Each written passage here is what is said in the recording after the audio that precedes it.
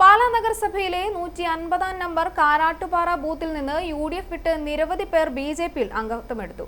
പ്രധാനമന്ത്രി നരേന്ദ്രമോദിയുടെ കഴിഞ്ഞ 12 വർഷത്തെ ഭരണ നേട്ടങ്ങളിലും വികസന കാഴ്ചപ്പാടിൽ ഊന്നിയുള്ള പ്രവർത്തന രീതിയിലും ആകൃഷ്ടരായാണ് ഇവർ BJPയിൽ ചേർന്നതെന്ന് നേതാക്കൾ പറഞ്ഞു.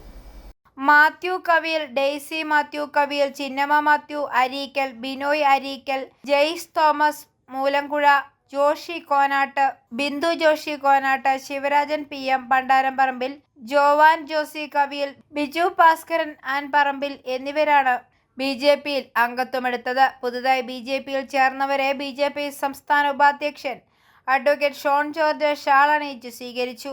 മണ്ഡലം vice president Manoj Mancheri, municipal committee president Sunny Mathew, KK Rajan, Divakaran Ambalappuram, Roy Antony തുടങ്ങിയവർ ചടങ്ങിന് നേതൃത്വം നൽകി. Euphoria news, Pala.